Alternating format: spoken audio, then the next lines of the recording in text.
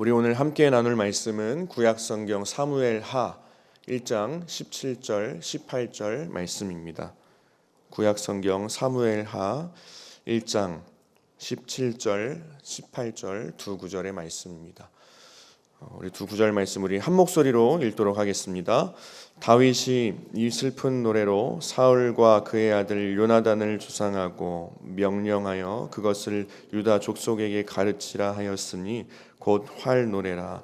야살의 책에 기록되었을 때. 아멘. 이 시간 모든 것이 하나님의 뜻입니다 라는 설교의 제목으로 말씀을 나누길 원합니다. 오늘 우리가 읽은 이 두 구절의 말씀, 이 말씀은 앞에 우리가 월요일날 살펴봤던 1절부터 16절까지의 내용, 다시 말해 다윗이 아말렉의 한 청년으로부터 이스라엘의 그 족속의 패배, 그리고 특별히 사울과 요나단의 그 죽음을 듣고 슬퍼하는 심정으로 다윗이 지은 조가 또는 애가 또 슬픔의 노래에 대한 내용입니다. 오늘 두 구절 말씀을 읽었지만 1장의 끝까지의 내용이 그 애가의 내용, 슬픔의 노래의 내용이 담겨 있습니다. 다윗은 이 슬픔의 노래를 온 유다 족속에게 가르치게 하고 그 슬픔에 함께 동참하게 합니다. 다윗 개인적인 슬픔으로 국한시키는 것이 아니라 이스라엘 백성에게 이 노래를 가르치라고 한 것입니다. 그런데 우리가 생각해 볼 수 있는 것이, 이 슬픔의 노래를 보면서 생각해 볼 수 있는 것이 한 가지 있습니다. 이 하나의 슬픔의 노래 가운데 있는 이 슬픔의 대상이 두 사람 있는데, 사울과 요나단이죠. 이 두 사람이 참 너무나도 대조적이라는 것입니다. 하나의 슬픔의 노래 안에 녹여져 있지만 너무나도 대조적입니다. 우리가 잘 알고 있듯이 사울은 다윗에게 적대감을 가지고 있었던 사람입니다. 반면에 요나단은 다윗을 너무나도 사랑했던 사람입니다. 그래서 다윗이 요나단의 죽음에 대해서 슬퍼하는 것은 참 공감이 갑니다.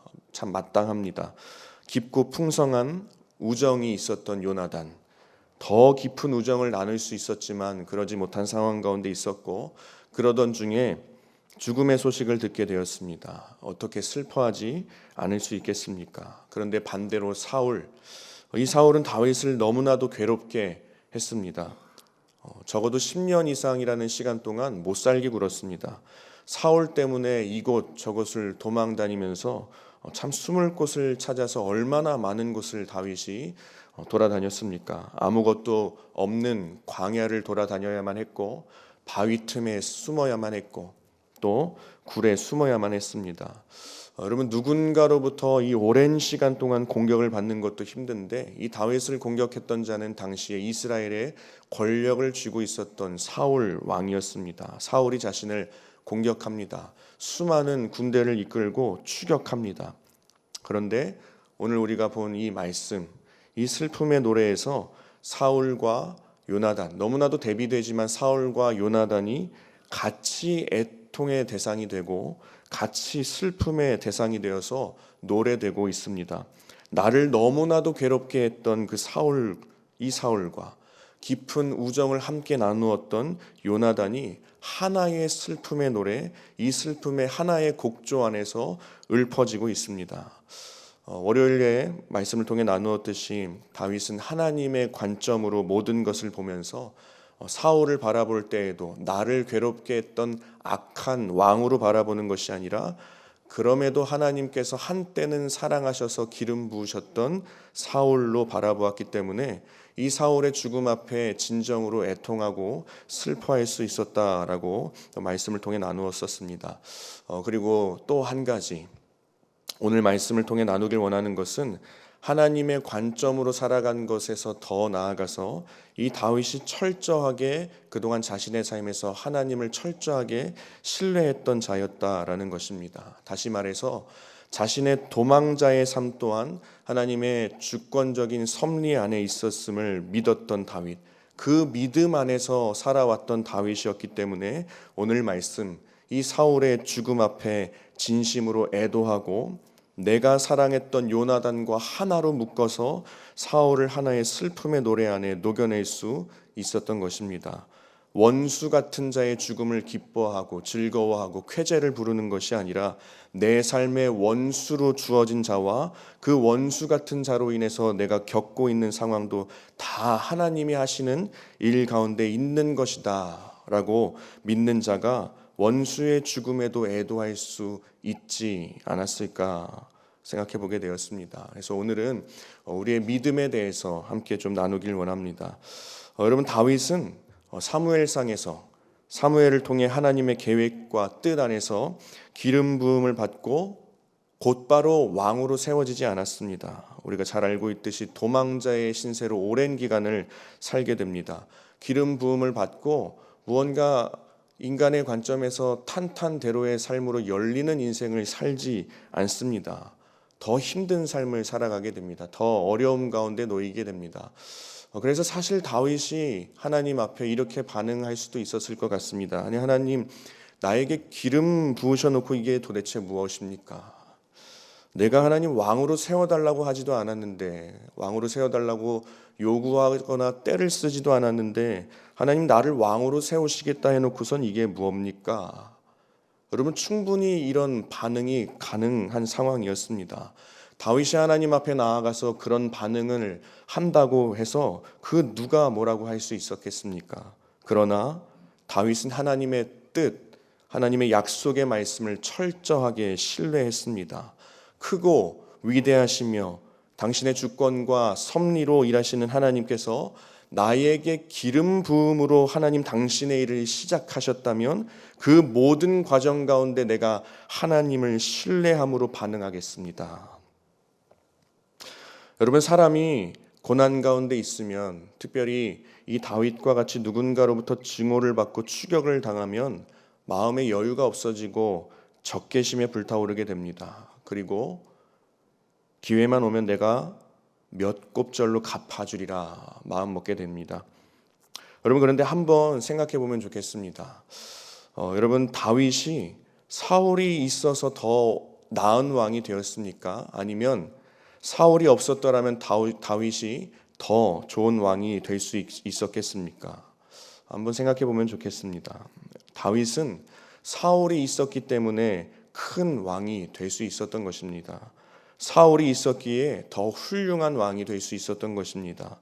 그래서 하나님께서 다윗 앞에 사울을 두신 것입니다. 다윗은 이러한 하나님의 섭리적 이해 안에서 모든 상황을 하나님의 뜻으로 받아들이고 고백하는 삶의 모습으로 하루하루를 살아냈습니다. 여러분, 우리의 삶에도 참 사울과 같은 자들이 따라붙을 때가 있습니다. 그리고 그럴 때에 우리는 선택의 기로 앞에 놓이게 되죠. 나에게 붙은, 내 인생에 붙은 사울과 같은 자 때문에 내가 나쁜 사람이 될 것인가? 아니면 사울과 같은 자, 그 자로 인해서 내가 나은 사람이 될 것인가? 여러분, 다윗과 같은 길을 선택할 수 있기를 주님의 이름으로 축복합니다. 할렐루야. 하나님은 우리로 손해보게 하시지 않으십니다. 하나님은 잘못된 것을 잘못된 것으로 끝나게 하지 않으십니다. 당장에는 잘못돼 보이는 상황일지라도 거기서 분명히 우리에게 유익을 주시는 분이 바로 하나님이십니다. 여러분, 이것을 믿으실 수 있기를 축복합니다. 이것이 믿음입니다. 이것이 믿음입니다. 성경 말씀을 보면 이런 믿음으로 살아간 자들을 하나님께서 소개하시고 칭찬하시고 또 기뻐하시는 것을 보게 됩니다. 여러분, 우리에게 중요한 것, 가장 중요한 것은 믿음인 줄 믿습니다. 성경을 보면 먼저 구약, 하나님께서 이스라엘 백성들의 출애굽과 또 가나안 땅에 들어가기까지의 과정에서 모세와 여호수아라는 사람을 세우십니다. 우리는 모세의 인도를 받았던 자들을 보통 출애굽 1세대라고 말하고 여호수아의 인도를 받았던 이스라엘 사람들을 출애굽 2세대라 표현합니다. 여러분, 출애굽 1세대 사람들은 가나안 땅에 대한 하나님의 약속의 말씀을 받았습니까? 받았습니다. 여러분, 그러면 출애굽 2세대 사람들은 가나안 땅에 대한 하나님의 약속의 말씀을 받았습니까? 똑같이 받았습니다. 여러분, 그런데 그 반응의 차이가 있습니다. 1세대는 그 약속을 온전히 믿지 않았고 2세대는 믿었습니다.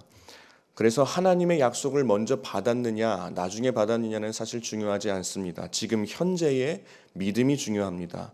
신약에서도 마찬가지입니다. 예수님의 인도를 받은 두 세대가 있습니다. 유대인들과 그리스도인들입니다. 이 유대인들은 구원과 하나님 나라에 대한 하나님 약속의 말씀을 받았습니다. 그리스도인들도 마찬가지로 받았습니다. 유대인들은 수천 년 전에 미리 받았습니다. 먼저 받았습니다. 그리스도인들은 그 이후 나중에 받았습니다. 그러나 유대인들은 구원에 이르지 못했습니다. 반면 그리스도인들은 구원을 이루어 나갔습니다. 여러분 왜 그렇습니까? 유대인들은 예수를 그리스도로 믿지 않았습니다. 그리스도인들은 예수를 그리스도로 믿었습니다. 여러분, 그러니 중요한 것은 믿음입니다. 믿음이란 무엇입니까?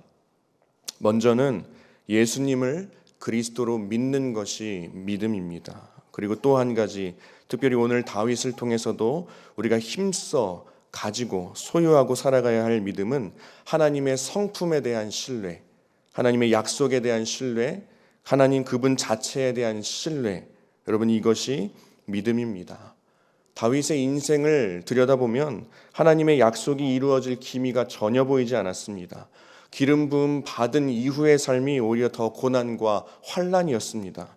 그럼에도 불구하고 다윗은 철저하게 하나님을 신뢰했습니다. 모든 것이 하나님의 뜻입니다라는 고백 안에서 살아간 것입니다. 우리가 잘 알고 있는 히브리서 11장 말씀을 보면 믿음의 사람들이 열거되고 있습니다. 마치 이 11장 말씀은 믿음의 전단과도 같습니다. 그 히브리서 11장에 나타나는 사람들을 통해서 우리는 믿음이 어떤 것인지 제대로 알 수 있습니다. 우리가 잘 알고 있는 노아, 또 아브라함, 이삭, 야곱, 요셉, 모세. 여러분, 이 사람들의 특징이 무엇인지 아십니까? 하나님을 전적으로 신뢰했던 자들입니다. 하나님의 약속의 말씀을 전적으로 신뢰했던 자들입니다. 다윗의 삶과 마찬가지입니다. 이 히브리서 11장에 열거된 믿음의 사람들이라고 표현되고 있는 이 사람들의 삶의 모습을 들여다보면 사실은 하나님의 약속의 말씀을 받았지만 그 약속의 말씀이 이루어질 기미가 보이지 않는 현실을 살아갔습니다. 하나님의 약속은 받았지만 그 당장의 현재의 삶은 그 약속과 정반대의 실정이었고 절대로 그 하나님의 약속이 이루어질 것이라고 보이지 않았습니다. 그러나 그럼에도 불구하고 이 히브리서에 열거된 믿음의 사람들, 이 사람들은 하나님의 말씀, 이 약속의 말씀을 끝까지 붙들고 살았던 사람들입니다. 여러분, 이런 사람들을 우리는 믿음의 사람이라 부릅니다. 로마서 5장 말씀에 보면 하나님께서 아브라함을 자랑하십니다. 하나님께서 아브라함을 많은 사람들에게, 모든 민족과 모든 세대의 사람들에게 자랑하십니다. 여러분, 어떻게 자랑하십니까? 아브라함은 바랄 수 없던 중에 바랬던 사람이다. 아브라함은 믿을 수 없던 중에 믿었던 사람이다. 여러분, 아브라함은 상황을 믿은 것이 아니라 하나님의 약속을 믿었습니다. 반대로 히브리서에 야곱은 언급되지만 야곱의 형제인 에서는 언급되고 있지 않습니다. 에서는 우리 구약성경 창세기 말씀에 의하면 철저하게 자기가 보는 것만을 믿었던 사람입니다. 자기 손에 주어져야만 믿었던 사람이었습니다. 내 손에 주어져야 나는 믿는다. 그런 게 어디 있냐? 하나님의 말씀, 하나님의 약속, 일단 내 손에 갖다 놔봐라. 여러분, 이건 믿음의 사람이 아닙니다. 믿음의 사람은 내 상황이 어떠하든지 간에 하나님의 약속의 말씀을 끝까지 붙잡는 사람입니다. 그리고 그 믿음을 기반으로 흔들리지 않는 사람입니다. 하나님이 한 번 약속하신 것은 반드시 이루신다. 그 하나님에 대한 신뢰를 가지고 살아가는 사람이 바로 믿음의 사람입니다. 여러분, 이런 믿음으로 살아가는 사람들을 하나님께서 기뻐하실 줄 믿습니다. 할렐루야. 이런 사람은 그 어떠한 것도 이 자를 흔들 수 없습니다. 어떤 상황도 흔들 수 없습니다. 어떤 고난이 온다, 핍박이 온다, 섭섭함과 오해와 수치가 온다고 해도 이 믿음의 사람은 절대 흔들 수 없습니다. 이런 믿음의 사람 될 수 있기를 축복합니다. 할렐루야. 여러분, 그런데 참 안타깝게도 신앙생활 한다고 하는 그리스도인들 중에도 세상 사람들로부터 이런 평가를 받는 사람들이 있습니다. 이 사람은 좋은 자리 하나 주면은 다 돼, 움직일 수 있다. 그 사람 돈 몇 푼 쥐어주면 된다. 여러분, 우리는 세상이 나를 움직일 수 있다는 것에 자존심 상하며 살아갈 수 있어야 합니다. 우리는 이런 평가를 받아야 합니다. 저 사람은 누구도 어쩔 수 없다. 그 어떠한 것도 어쩔 수 없다. 아무리 지위와 명예로 유혹해도 저 사람은 안 된다. 저 사람은 하나님의 말씀에만 반응한다. 하나님이 말씀하기 전까지 저 사람은 꿈쩍도 하지 않는다. 여러분, 이게 믿음입니다. 우리 히브리서 11장 6절 말씀, 우리가 잘 알고 있는 말씀, 우리 함께 읽길 원합니다. 함께 읽겠습니다. 믿음이 없이는 하나님을 기쁘시게 하지 못하나니 하나님께 나아가는 자는 반드시 그가 계신 것과 또한 그가 자기를 찾는 자들에게 상 주시는 이심을 믿어야 할지니라. 아멘. 여러분, 하나님을 기쁘시게 하시길 소망하십니까? 정답은 믿음인 줄 믿습니다. 돈도 아닙니다. 지위도 아닙니다. 명예도 아닙니다. 우리가 신앙생활하면서 보이는 어떠한 열심도 아닙니다. 믿음입니다. 하나님을 향한 철저한 신뢰입니다. 우리 사랑하는 성도 여러분, 현재 어떤 믿음으로 살아가고 계십니까? 우리의 믿음에도 가짜 믿음이 있고 진짜 믿음이 있습니다. 가짜 믿음, 다시 말해 지식적으로만 습득한 암기하듯이 외우고 있는 믿음이 있습니다. 공식을 외우듯이 하나님을 지식으로 습득한 가짜 믿음이 있습니다. 여러분, 여기 모여있는 우리 중에는 예수님이 그리스도라는 것을 모르는 사람은 한 사람도 없을 것입니다. 하나님이 우리의 선한 목자라는 사실을 모르는 사람은 한 사람도 없습니다. 그런데 이것이 그저 지식적으로 아는 정도에 머무르고 있다면 이것이 가짜 믿음이라는 것입니다. 여러분, 이런 가짜 믿음은 힘이 없습니다. 능력이 없습니다. 바람에 날리듯 날아갈 뿐입니다. 진짜 믿음은 증명된 믿음입니다. 우리의 삶의 경험을 통해서 증명된 믿음, 믿음으로 살아낸 그 증명된 믿음만이 힘과 능력이 있습니다. 여러분, 그래서 나의 믿음이 가짜 믿음인지 진짜 믿음인지, 즉 다시 말해서 지식적으로 암기된 믿음인지 아니면 진짜 믿음인지 한순간에 드러나는 순간이 있습니다. 바로 내가 그동안 가지고 있었던 믿음과 정반대되는 상황 가운데 내가 놓이게 되었을 때에, 다시 말해서 우리가 말하는 고난과도 같은 상황, 어떤 환난과 핍박과 시험이라고 말하는 그 상황 가운데 놓여졌을 때에 나의 믿음이 가짜 믿음인지 진짜 믿음인지 한순간에 드러나게 됩니다. 그러니 고난과 환난, 어려움이라 말하는 상황을 끝까지 통과해서 내가 끝까지 그 믿음을 지켜냈을 때에 그 믿음이 증명된 믿음, 힘과 능력이 나타나는 믿음이 되는 것입니다. 우리 사랑하는 성도 여러분, 혹시 이 자리에 크고 작은 어려움 가운데 있는 분들이 계실 수 있을 것입니다. 바라고 원하기는 끝까지 믿음을 지켜내실 수 있기를 축복합니다. 할렐루야. 말씀을 좀 정리하려고 합니다. 오늘 설교 제목을 모든 것이 하나님의 뜻입니다 라고 정해보았습니다. 말씀을 묵상하는 가운데 우리 삶에 어떠한 일이 찾아오든지 이렇게 고백하고 받아들일 수 있는 것이 믿음이지 않을까 생각해 보게 되었습니다. 다윗이 사울의 죽음 앞에 진심으로 애도하고 슬픔의 노래를 온 이스라엘에게 가르쳐 부르게 한 것, 그렇게 할 수 있었던 것은 도망자의 삶에서도 하나님에 대한 신뢰를 놓지 않고 모든 것이 하나님의 뜻입니다 받아들이고 고백했기 때문에 보일 수 있었던 모습이지 않았을까. 사람과 상황이 아니라 크신 계획으로 이끄시는 하나님을 바라보았기 때문에 나를 괴롭게 하는 사울로 인하여서 내가 좌지우지 되지 않고 오히려 더 영적인 넓은 시야로 일관되게 다윗이 살아갈 수 있지 않았을까. 여러분, 물론 이 모든 것이 하나님의 뜻입니다라는 말은 하나님을 향한 나의 고백이 되어야 합니다. 간혹 성도님들 중에 이 말을 상대방을 향해서 너를 향한 나의 지적으로 사용하는 사람들이 많이 있습니다. 야야, 너가 지금 겪고 있는 고난 다 하나님의 뜻이다, 이렇게 가볍게 말하는 분들이 계십니다. 여러분, 이 말은 상대방을 향한 판단과 가르침의 말로 사용해서는 안 됩니다. 마치 욥의 고난 가운데 자신의 인과응보적인 그 생각의 틀 안에서 욥을 판단하고 가르치려 했던 욥의 친구들과 같은 모습은 결코 옳지 않습니다. 여러분, 사람에게 주어지는 고난과 환난은 어떠한 이성과 지식과 사람의 기준을 가지고 명확하게 설명할 수 없습니다. 어떻게 우리가 겪는 고난을 우리의 생각의 틀 안에서 명확하게 설명할 수 있겠습니까? 하나님은 우리의 옳고 그름으로 설명할 수 있는 분, 생각할 수 있는 분이 아닙니다. 그래서 모든 것이 하나님의 뜻입니다 라는 이 고백은 나에게 주어진 상황 가운데 하나님을 향해 하는 나의 고백이 되어야 합니다. 그래서 하나님, 나의 상황을 내가 설명할 수 없고 이해할 수 없지만 하나님, 이 모든 것이 하나님의 뜻입니다. 하나님의 뜻으로 내가 받아들이고 고백합니다. 더 나아가 내 뜻대로 되지 않아서 하나님 감사합니다. 주님 뜻대로 살 수 있기 때문입니다. 여러분, 이것이 믿음입니다. 이 믿음의 고백으로 살아가는 저와 여러분 될 수 있기를 간절히 소망합니다.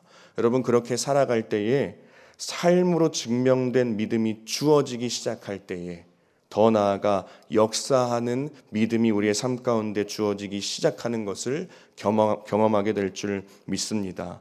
다윗과 히브리서에 등장하는 여러 믿음의 사람들에게 하나님께서 결국에는 역전의 하나님, 반전의 하나님으로 역사하셨던 그 일하심을 경험하시는 저와 여러분 될 수 있기를 주님의 이름으로 축복합니다. 할렐루야.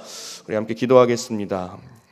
이 시간 말씀을 기억하면서 어떤 상황에서도 모든 것이 하나님의 뜻입니다 받아들이고 고백할 수 있는 믿음의 사람들 될 수 있도록, 하나님께서 찾으시는 믿음의 사람이 내가 될 수 있도록, 하나님을 전적으로 신뢰하는 믿음으로 살아갈 때 증명된 믿음이 주어지고 그로 말미암아 역사하는 믿음 또한 주어지는 것을 경험할 수 있도록, 나에게 주어진 하나님의 약속의 말씀을 끝까지 붙들고 신뢰하며 살아갈 수 있도록, 결국에 반전의 하나님이 내 삶에 일하시는 것을 경험할 수 있도록 함께 기도하고, 또 각자 가지고 나오신 기도의 제목을 놓고 우리 주여 한번 부르고 함께 기도하겠습니다.